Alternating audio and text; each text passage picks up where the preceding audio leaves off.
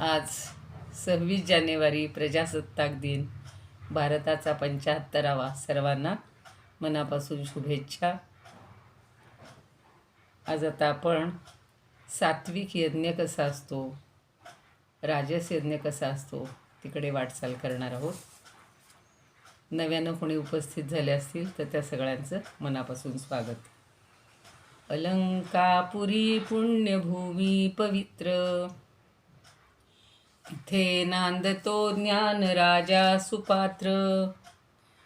तया आठविता महापुण्य राशी, नमस्कार साष्टांग श्री ज्ञानेश्वरासी.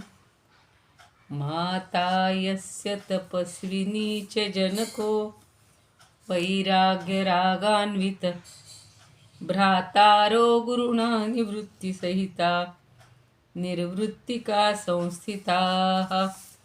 इत्थं साधु कृपान्वितं स्वयमहो ज्ञानामृतेनावृतं, वन्दे तं करुणाकरं प्रभुवरं श्री संत ज्ञानेश्वरं. श्री संत ज्ञानेश्वरं. ज्ञानेश्वर महाराज की जय. पंढरीनाथ भगवान की जय. आज त्या रामरायाच्या भगवंताच्या कृपेनं आपल्याला छान प्रजासत्ताक राज्य अनुभवायला मिळते. सकाळीच मी म्हटल्याप्रमाणे भगवान श्रीकृष्णांनी पहिल्यांदा हे गणतंत्र ही योजना किंवा ही पद्धती सुरू केलेली होती आणि तीच आताही पुन्हा आपल्याकडे नव्यानं 75 वर्षात रूढ झालेली आहे.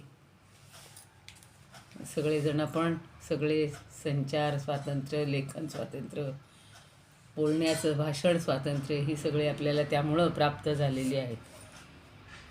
आज आता आपण सात्विक यज्ञाचं वर्णन किंवा वैशिष्ट्य पाहणार आहोत. 11वा श्लोक चालू आहे. अफलाकांक्षिभिर्यज्ञो विधिदृष्टो युज्यते, यष्टव्यमेवेति मनस समाधाय स सात्विकः. पहिल्या याच्यातला संधी बघा. अफलाकांक्षीभिः यज्ञः, विसर्गाचा ओ झाला, यज्ञो झालेला आहे. तसंच विधिदृष्टो म्हणजे विधिदृष्टः, आणि यच्या पुढं विसर्ग आहे त्याचा लोप नुसता झाला आहे, पुढं स्वर आला आहे म्हणून य इज्यते, तिथे यो नाही झाले, फक्त यहा इज्यते. पुढे यष्टव्यम एव इति मनः समाधाय स सात्विकः, म्हणजे सहा सात्विकः.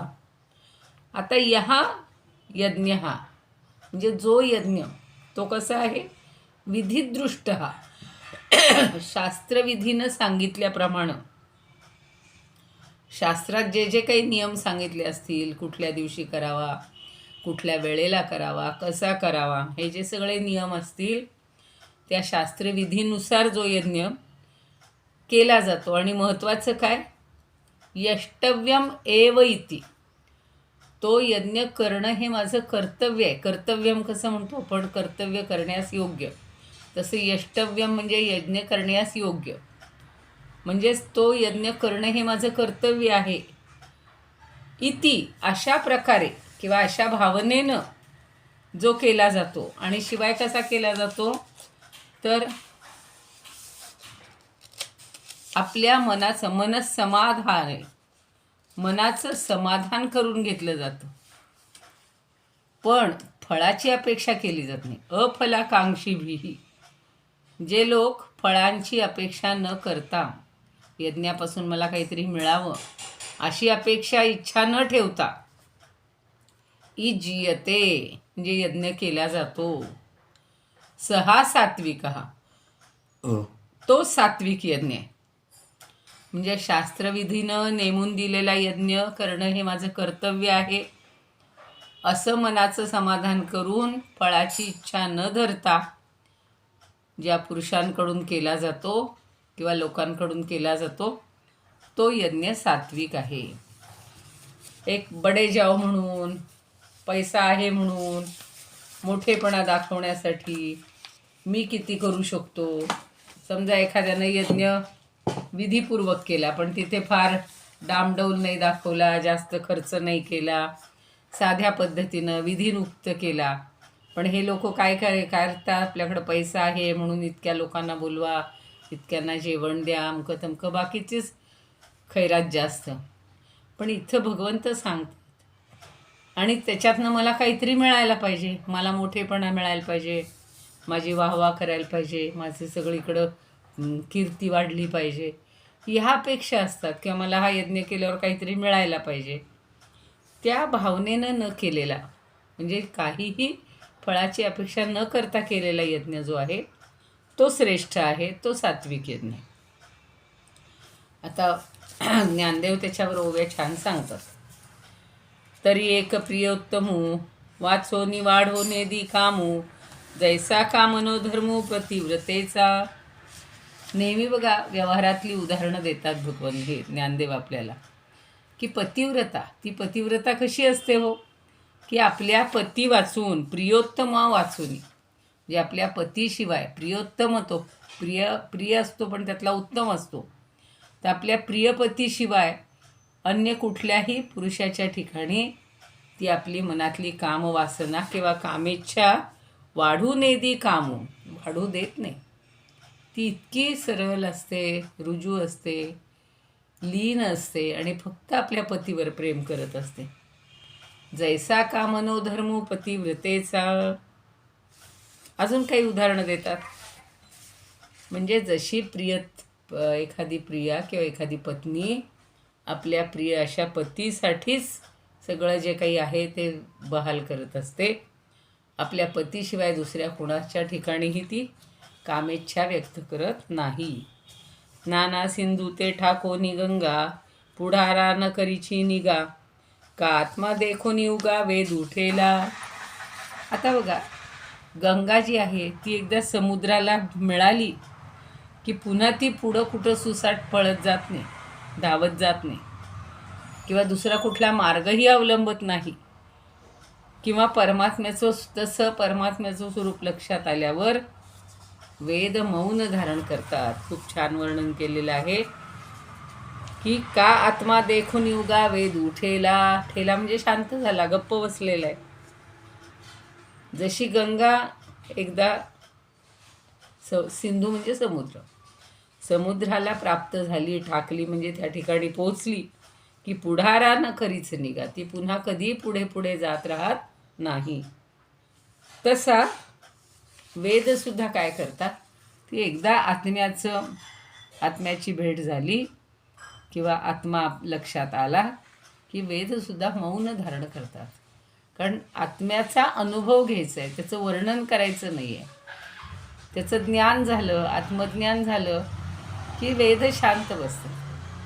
म्हणून वेदांनी मौन धरलेलं आहे. नेती नेती म्हणती गोविंदुरे, ते सगळं नाही नाही नाही वर्णन करतात.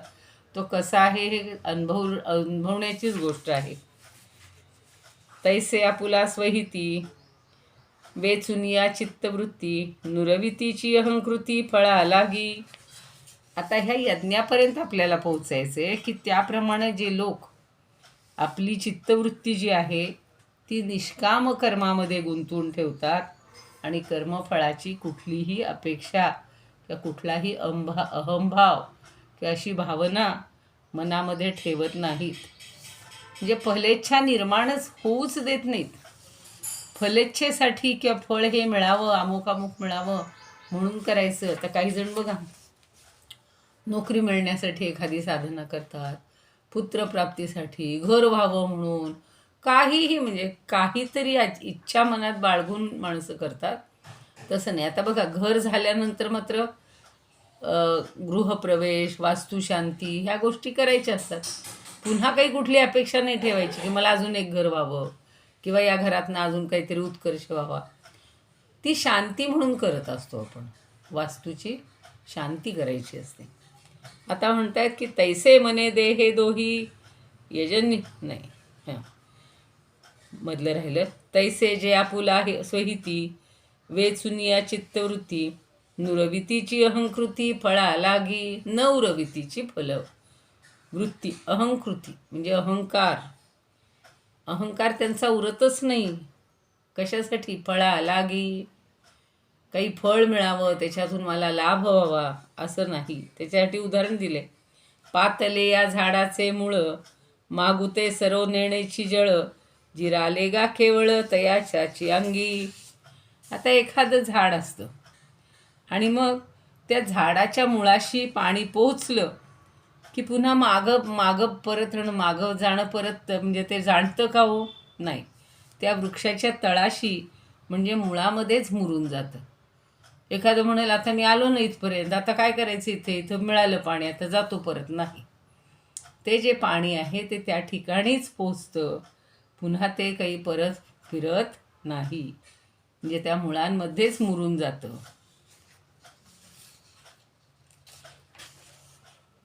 तैसे मने देहे दोही, यजन निश्चयाचा ठाई, हारपोनी जे काही वांछिती ना. तसं देहे मनो म्हणजे देह आणि मन यांना निश्चित स्वरूपात एकत्रित करून आपल्या ज्ञान, आपल्याला ज्या ज्या गोष्टी माहिती आहेत त्या सगळ्या अस्तित्वाचा पूर्ण लोप करून कुठलीही मनात फळाची अपेक्षा न बाळगता जे यज्ञ करतात, म्हणजे आपलं देह आणि मन दोन्हींचं एकच मत असलं पाहिजे, निश्चय एकच असला पाहिजे, दोघांना एकत्रित केलं असलं पाहिजे आणि कुठल्याही आपल्या अस्तित्वाचा हे ठेवायचा नाही, मागोवा ठेवायचा नाही. तैसे मने देहे दोही, यजन निश्चयाचा ठाई, हारपुनी जे काही वांछिती ना. काही गोष्टी देहासाठी हव्या असतात, काही गोष्टी मनासाठी हव्या असतात, तर ती कुठलीच तशी अपेक्षा न करता हे जे कर्म केलं जातं किंवा काय म्हणू आपण यज्ञ केला जातो त्याच्यामागे कुठलीच अपेक्षा ठेवायची नसते किंवा ठेवू नये. म्हणजे मनानं देहानं निश्चय करून यज्ञ करण्यात ते इतके निमग्न होतात की त्यापासून कुठल्याही फळाची अपेक्षा धरत नाहीत. तीही फळवांछा त्यागी, स्वधर्मा वाचुनी विरागी, की जे जो यज्ञू सर्वांगी अलंकृतू. तीही म्हणजे त्याच्यापासून, फळवांछा त्यागी म्हणजे कुठल्याही फळाची अपेक्षा न ठेवता आपला स्वधर्म किंवा आपलं स्वकर्तव्य याच्या व्यतिरिक्त म्हणजे अन्यत्र विरक्त वृत्ती बाळगतात. हे काम करणं किंवा हा यज्ञ करणं हे माझं कर्तव्य आहे या बुद्धीनं केला जातो आणि याच्यातून मला काही मिळावं ही अजिबात अपेक्षा ठेवली जात नाही. आणि शिवाय तो सर्वांगांनी असा छान परिपूर्ण अलंकृत असा केला जातो, म्हणजे पूर्ण चांगला असा, चांगल्या उद्देशानं किंवा चांगल्या पद्धतीनं तो सर्वांग परिपूर्ण असा यज्ञ करतात. म्हणजे त्याच्यात कुठेच उणं पडत नाही किंवा कुठेच काही त्रुटी राहत नाही. स्वधर्मा वाचुनी विरागी, विरागी म्हणजे वैराग्य. स्वकर्तव्याच्या बाबतीत फक्त तो अगदी तिथे पक्का असतो, त्याच्या व्यतिरिक्त अन्यत्र सगळी विरक्त वृत्ती असते. लोक म्हणतील बघा हे केलं तर अजून तुम्हाला यात फायदा होईल, ते केलं नाही. यज्ञ करणं हे माझं कर्तव्य आहे त्या बुद्धीनं फक्त तो यज्ञ करतो. इतर बाबतीत विरागी म्हणजे वैराग्य वृत्ती बाळगतो आणि फलेच्छाही मुळीच ठेवत नाही. असा सर्वांगांनी परिपूर्ण असा यज्ञ तो करतो. आणि निर्मम, इदम न मम असं म्हणलं जातं बघा. अगदी अग्नीला आहुती देताना सुद्धा अग्नये स्वाहा इदम न मम असं प्रत्येकाला, प्रत्येक देवतेला म्हणलं जातं. वरुणाय स्वाहा इदम न मम, म्हणजे माझं काही त्यात आहे ही भावना ठेवायची नाही. की जे जो यज्ञ सर्वांगी अलंकृत, अलंकृत म्हणजे छान सुशोभित केल्यासारखा, म्हणजे खऱ्या अर्थानं तो यशस्वी करायचा आहे आणि कुठलीही मनात अपेक्षा ठेवायची नाही. बघूया.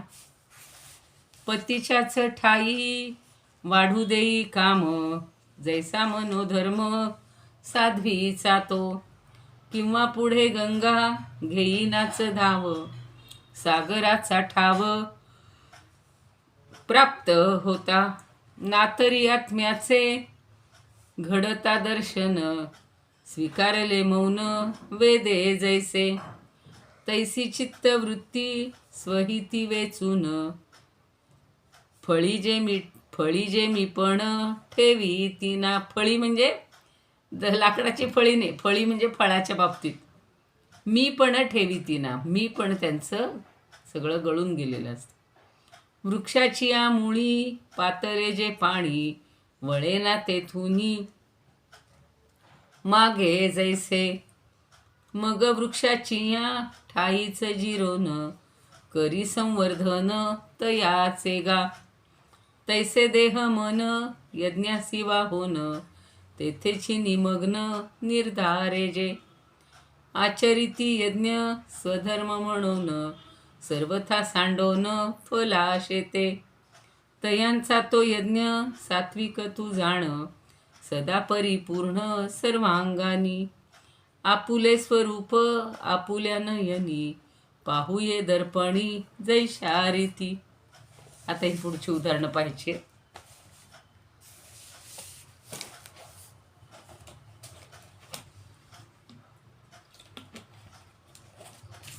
परी आरिसा आपण पे, डोळा जैसे घेपे, कातळ हातीचे दीपे रत्न पाहिजे. छान उदाहरणं देतात बघा. परी आरिसा आपण पे, डोळा जैसे घेपे. आपण जर आरशात पाहिलं आपलंच रूप, आपलं आपण पे डोळा जैसे घेपे. घेपे म्हणजे दिसतं, म्हणजे आपलंच रूप आरशात जसं दिसतं. किंवा का तळहातीचे दीपे रत्न पाहिजे, किंवा तळहातावर ठेवलेलं एखादं झळकणारं रत्न असावं. आणि अंधार पडला, काळोख पडला तर हातातल्या दिव्यानं पाहावं. म्हणजे त्याला दुसऱ्या दिव्याची गरजच नाही, इतकं ते रत्न चमकत असतं. तसं अजून एक उदाहरण देतात. नाना उदिते दिवा करे, गमावा मार्गू दिठी भरे, तैसा वेद निर्धारे देखोनिय. तर सूर्योदय झाला की आपल्याला प्रवासाचा मार्ग दिसतो, लख दिसतो अगदी. दिठी भरे म्हणजे आपल्या दृष्टीत भरतोच तो. त्याप्रमाणे तैसा वेद निर्धारे देखोनिया, तसा वेदांच्या निर्णयानुसार निश्चय करून सगळा हा यज्ञ केला जातो. पुढे कसा केला जातो तेही सांगितले बघा. तिये कुंडे मंडप वेदी, आणि कही संभार समृद्धी, ते मिळवणी जैसी विधी आपण केली. आता यज्ञकुंड विशिष्ट आकाराचंच करायचं असतं, विशिष्ट माप असतं त्याचं. एवढ्याच विटा घ्यायच्या, त्या आकाराच्या घ्यायच्या. पुन्हा मंडप केला जातो, वेदी केली जाते. आणि काही संभार समृद्धी. संभार म्हणजे सामुग्री. यज्ञ सामुग्री जी बाकीची आहे ती समृद्ध असावी, म्हणजे चांगली सिद्ध करावी. ते मिळवणी जैसी विधी आपण केली. ती सगळी वेदोक्त विधीनं सर्व काही नीट करावं. बरोबर खूप छान असतं बघा. पुण्याला आहे वैदिक संशोधन केंद्र, आणि तिथं हे यज्ञाचे सगळे कुंडांचे वेगवेगळे आकार केलेले आहेत. तुम्ही पाहिले असतील कुठे कुठे. मग ते गोल असू, अष्टकोनी असू, षटकोन, त्याचं असं वैशिष्ट्य असतं की त्या सगळ्याचं क्षेत्रफळ किंवा ते जे आहे ते समानच असतं, आकार फक्त वेगळा असतो. पण ते सुद्धा वेदांनी, शास्त्रांनी जसं सांगितलेलं आहे त्याच पद्धतीनं करायचं. लोक म्हणतात काय करायचं एवढं मोठं करून, थोडं लहान करूया, असं नसतं. किंवा एखादं म्हणेल अजून मोठं करा, आहे जागा तुमची भरपूर, असंही नाही. त्यांनी जो शास्त्रात नियम सांगितलेला आहे त्यानुसारच सगळं करायचं आहे, वेदोक्त पद्धतीनंच करायचं आहे. ते मिळवणी जैसी विधी आपण केली, म्हणजे हे सगळं नीट केलं आहे ना. काय होतं, कधी कधी यजमान जो आहे तो बाकीच्या कामातच गुंततो आणि मग हे देतो कोणातरी गड्यांवर, माणसांवर, ते घ्यावर का करून म्हणतात, आणि ते काहीतरी चुकीचं करतात. तर त्याची जी फळं आहे, म्हणजे योग्य ते केल्याच्या विधीचं जे समाधान आहे ते मिळत नाही. मग नंतर हळहळायचं, अरे मी इथं थांबायला पाहिजे होतं. तसं नको. आपण केली. आता त्याला एक अजून उदाहरण देतात. सकळा अवयव उचिते, लेणी पातली जैसी अंगाते, तैसे पदार्थ जेथींचे तेथे विनियोगुनी. छान उदाहरण दिलेलं आहे. काय आहे की सगळ्या अवयवांना योग्य तशीच लेणी घालावी लागतात. लेणी म्हणजे अलंकार. पातली जशी अंगाते, अंगावर सगळे धारण करतात की नाही स्त्रिया असो कोणी, पुरुषांना सुद्धा आहेत नक्की. सगळ्या देवांचे सुद्धा अलंकार भरपूर असतात. ते योग्य त्या अवयवांना योग्य तेच पाहिजे. गळ्यात म्हटलं की हारच पाहिजे, तिथं नथ घालून चालणार नाही. नाकाला हार घालून चालणार नाही. नाकामध्ये नथच पाहिजे, कानामध्ये कुंडलच पाहिजेत, हातामध्ये कंकण पाहिजे.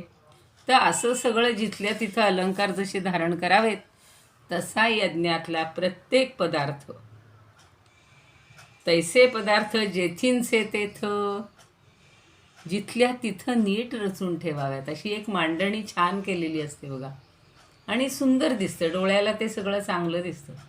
उगाचच कसतरी अस्ताव्यस्त पडले, बाकीचं नको तो पसारा तिथे आहे, असं छान नाही वाटत. बाकीच्या गोष्टी लगेच आवरून टाकायच्या. कायवानु बहुती बोली, जैसी सर्वाभरणी भरली, ते यज्ञविद्याची रूपा आली यजनमिषे. म्हणतात, अरे तुला अधिक काय सांगू, काय वानुभूती बोली, अरे अधिक काय बोलू तुला, अधिक काय सांगू. जशी काही सर्व प्रकारच्या अलंकारांनी मंडित झालेली यज्ञविद्याच जणू काही मूर्तिमंत तिथे उभी टाकलेली. किती छान वर्णन केलं. म्हणजे इतकं सुंदर सगळं सजवलंय, सगळं छान केलं की जणू काही ही यज्ञविद्याच तिथं मूर्तिमंत साकारलेली आहे, मूर्त होऊन प्रगट झालेली आहे. आणि अलंकार वगैरे घातलेले आहेत, म्हणजे जिथल्या तिथं ती सगळी नटलेली आहे.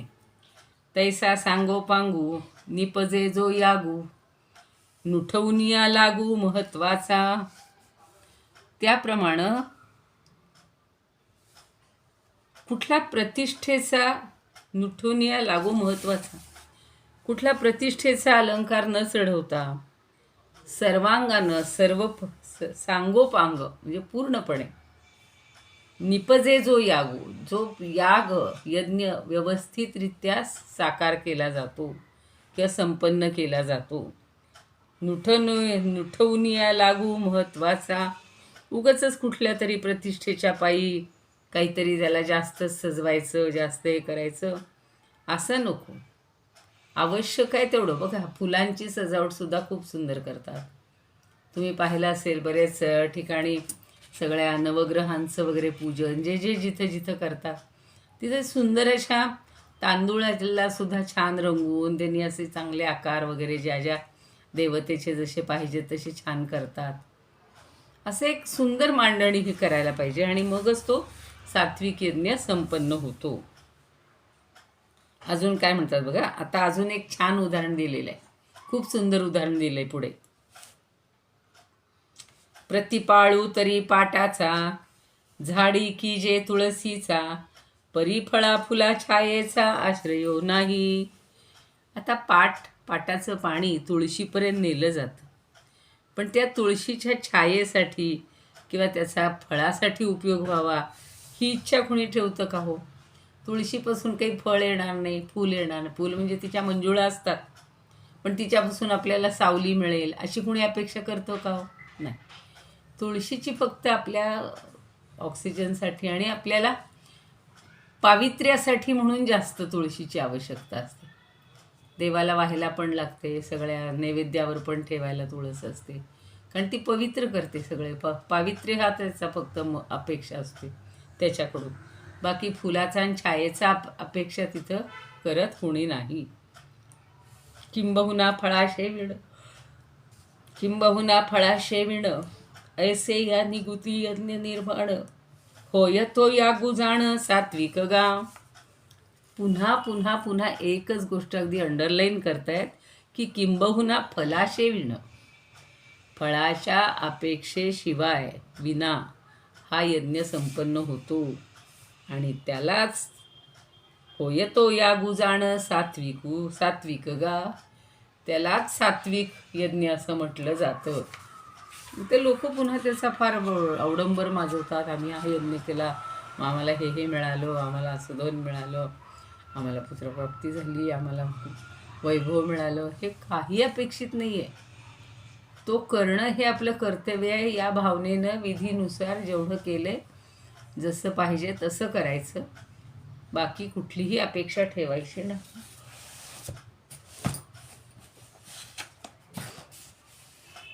आपुले स्वरूप आपुल्या नयनी, पाहुये दर्पणी जैशा रीती. किंवा तळ हाती अंधारी जे रत्न, प्रदीप घेऊन पाहू येते. किंवा सूर्योदय होता धनंजया, मार्गाक्रमाया दिसे जैसे. तैसा वेदशास्त्रे दाविती जो मार्ग, तैसे यज्ञ याग आचरिती. यज्ञकुंडे वेदी मंडपादी सारी, उचित सामुग्री मिळविती. जणू सामुग्री मिळवया तेथ, शास्त्रची ते मूर्त प्रगटले. जेथींचे तेथील शोभती साचार, जैसे अलंकार सर्वांगाते. जेथींचे तेथेच सर्वही पदार्थ, तैसे व्यवस्थित मांडी ते. काय सांगू फार सर्व अलंकार, घालोनी साचार ती ये स्थानी. जणू यज्ञ विद्या यज्ञाची या मिशे, मिशे म्हणजे त्याच्या रूपानं निमित्तानं, प्रगटली दिसे मूर्तिमंत. ऐसा सांगोपांग निपजे जो याग, नाही जेथे भाग आढ्यतेचा. आढ्यतेचा गर्वाचा मोठा पुढारकीचा काही भाग नसतो. छाया फळ पुष्पी न ठेविता आस, राखीती तुळस दारी जैसी. काय सांगू फार तैसा धनंजया, जो का सांडोनिया फला शेते. कर्तव्य म्हणून यज्ञ केला जाय, सात्विक तो होय सर्व थैव. त्यातले त्यात सात्विक यज्ञाचं जास्त वर्णन केलेलं आहे. आणि मग तामसाचंही केले. त्या तुलनेनं राजसावर जास्त भर दिलेला नाही. म्हणजे राजस यज्ञ हा कसा केला जातो ते भगवंतही सांगतात आणि ज्ञानदेवही सांगतात. अभिसंधाय तु फलं दंभार्थमपि चैव यत्, युज्यते भरतश्रेष्ठ तं यज्ञं विद्धि राजसम्. यातला महत्त्वाचा शब्द आहे भरतश्रेष्ठ. हे भरतश्रेष्ठ अर्जुना, दंभार्थम अपि च एव, केवळ दांभिक आचरणासाठी. च म्हणजे आणि दोनदा च एव, एव म्हणजे जोर देण्यासाठी, की केवळ दांभिक आचरणासाठीच. किंवा फलम म्हणजे फळ, अभिसंधाय डोळ्यासमोर ठेवून, यत इज्जते, इज्जते भरतश्रेष्ठ. यत हा शब्द पहिल्या ओळीत शेवटी आहे बघा. यत इज्जते, जो यज्ञ केला जातो, तम यज्ञम राजसम विद्धी, त्या यज्ञाला राजस यज्ञ समज. सोपं एकदम, की केवळ दंभासाठी, देखाव्यासाठी, मोठेपणासाठी, आपल्या बडेजावकीसाठी. आणि फलम अभिसंधाय, फळाची अपेक्षा ठेवून, फळाची दृष्टी डोळ्यासमोर ठेवून जो यज्ञ केला जातो, तो हे भरतश्रेष्ठा राजस यज्ञ होय. पाहतो बघा श्याम, वेगवेगळ्या मंदिरांमध्ये आत्तासुद्धा रामाच्या निमित्तानं खूप लोकांनी केले बरं का, यज्ञ केले. काही ठिकाणी कुणी यज्ञ केले, कुणी काय वेगळे वेगळे अनुष्ठानं केली, कुणी पारायणं केली, कुणी जप केले. पण ते सुद्धा खरे मनापासून किती जणांनी केले हे त्या देवालाच माहीत. आपण तिथं वाद हे नाही करायचं. पण लोकांनी तिथं सुद्धा डीजे आणले, तिथं सुद्धा नाचणं, खेळणं, आनंद म्हणून नृत्य वेगळा, आनंद म्हणून गाणं वेगळं, पण हा जो त्याला थोडासा असा हे दिला जातो ना, देखाव्याचा जो टच दिला जातो ना, तो नको आहे. आणि तो जिथं दिला जातो तो राजस आहे. सोपं आहे आपल्याला लक्षात ठेवायला. राजस यज्ञ एकदम लक्षात घ्यायला सोपं आहे. बघा आता त्याच्यावरच्या ओव्या बघा. आता यज्ञू किरवीरेशा तरी पैयाची ऐसा, परिश्राद्धा लागी जैसा अवंतीला रावो. आता असं सांगतायत की मगाशी जसं सांगितलंय तसा जो यज्ञ अगदी यथासांग केला जातो. अभिसन पण दंभार्थमपि च एव यत्, पण ज्याच्यामध्ये दंभ जास्त असतो, मोठेपणा जास्त असतो. आणि जैसा अवंतीला रावो श्राद्धा लागे. एक उदाहरण दिलं त्यांनी की श्राद्धासाठी फक्त राजालाच आमंत्रित करावं, तसं फक्त मोठेपणा दाखवण्यासाठीच हा यज्ञ केला जातो. खरं म्हणजे श्राद्धाला गरीब गौरव सगळ्यांना बोलवायचं असतं. पण राजाला बोलवलं म्हणजे मोठेपणा नाही का. बघा आमच्या घरी राजेसाहेब आले होते, आम्ही अमक्याचं श्राद्ध केलं. तसंच पुन्हा जरी राजा घरासी ये तरी बहुत उपयोगा जाये, आणि कीर्तीही होये श्राद्ध न ठके. काय कल्पना छान सांगितली त्यांनी. त्याच्या मागचा हेतू असा आहे, राजाला का बोलवायचं, तर राजाचे पाय आपल्या घराला लागले तर त्याचा आपल्याला मधून उपयोग होईल. लोक लगेच फायदा करून घेतात. अहो राजेसाहेब बघा आता जेवण वगैरे चांगलं होऊ द्या तुमचं, तुम्हाला जे आवडेल ते घ्या, नाही करा. जेवण झाल्यानंतर जरा तेवढं बघा आपल्या त्या एका केसबद्दल, आपल्या एका कामाबद्दल. म्हणजे काही जर कुठे अडकलेलं असलं तर ते मोकळं करा. म्हणजे काहीतरी त्याच्याकडून हेतू ठेवून त्याचा काहीतरी उपयोग करून घेण्यासाठी. आणि दुसरं म्हणजे आमच्या घरी साक्षात राजे आले होते. आता त्यावेळी राजेशाही होती, पण आत्तासुद्धा मंत्री आहेत, त्यांचे आहेत सगळे जंत्री. तर हे सगळे यावेत आणि आपली वृद्धिंगत व्हावी, प्रतिष्ठा, आपली कीर्ती वाढावी, म्हणून श्राद्धक्रियेतसुद्धा कुठली कमतरता राहणार नाही. आणि की श्राद्ध न ठके म्हणजे ते अडून राहणार नाही, सगळं व्यवस्थित होईल. तरी बहुत उपयोगा जाये, आणि कीर्तीही होये श्राद्ध न ठके. तैसा धरुनी आवा का, म्हणे स्वर्गू जोडेल असिका. दीक्षितू होईल मान्यू लोका, घडेल यागू. त्याप्रमाणे मनामध्ये काहीतरी आवाका म्हणजे काहीतरी हेतू ठेवून हा जो राजस पुरुष असतो तो काय म्हणतो, कीर्ती हे स्वर्गू जोडेल असिका. अहो स्वर्गसुखाची अमापाशी प्राप्ती होईल, आणि मान्यू लोका घडेल यागू, आणि लोकांमध्ये मला मोठेपणा मिळेल, मी मोठा दीक्षित म्हणून मला मान मिळेल. आणि मुख्य म्हणजे माझ्या हातून यज्ञ घडेल आणि पुण्यही मिळेल. इतकं सगळं त्याच्या मागे. मोठेपणा मिळेल, पुण्य घडेल, मला मान्यता मिळेल, मोठेपणा प्राप्त होईल, म्हणून तो यज्ञ करायचा. असा जो यज्ञ आहे तो काय आहे, राजस. दीक्षितू होईन मान्यू लोका, घडेल यागू. ऐसी केवळ फळा लागी, महत्व फोकाराव या जगी. पार्था निष्पत्ती जे यागी, राजस पैते. असा केवळ हेतू लक्षात ठेवून, फळाचा हेतू मनामध्ये धरून, आणि जगात आपलं महत्त्व फोकारावा या जगी. काय शब्द वापरलाय बघा. म्हणजे आपली प्रगतीने आपली मोठी कीर्ती व्हावी, किंवा आपली प्रसिद्धी व्हावी, महत्त्व वाढावं, म्हणून पार्था निष्पत्ती जे यागी, राजस पैते. तेवढ्यासाठी याची निष्पत्ती म्हणजे तो संपन्न केला जातो. असा जो आहे तो राजस यज्ञ होय. संपत आली आहे वेळ. वाढर जो गुण जयाची अठाई, यज्ञ करीतो ही याची रीती. परिश्राद्धा लागी आमंत्रावा राव, तैसा मनी भाव वेगळाच.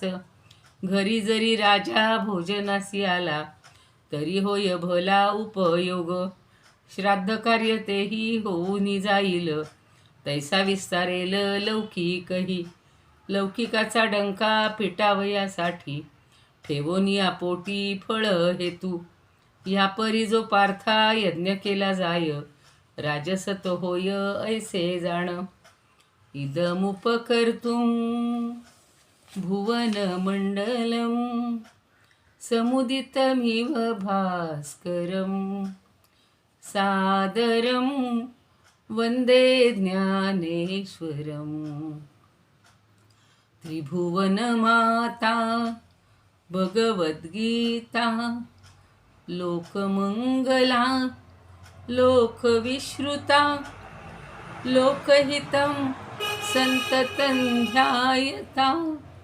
येन ज्ञानेश्वरी विरचिता श्रुत्वा प्राकृतगिरं सादरं वन्दे ज्ञानेश्वरं सादरं वन्दे ज्ञानेश्वरम्.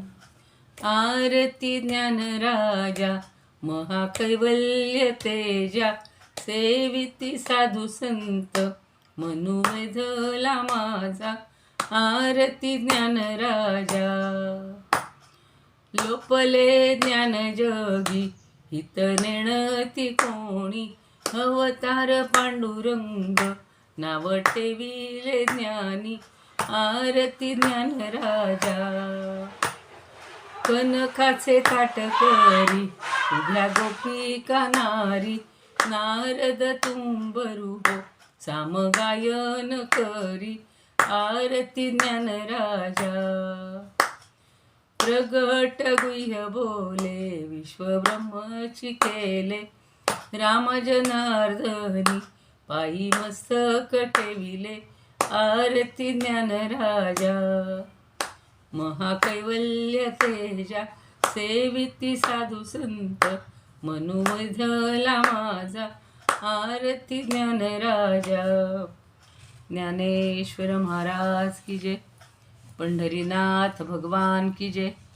जय श्री कृष्ण. जय तू ज्ञानेश्वर.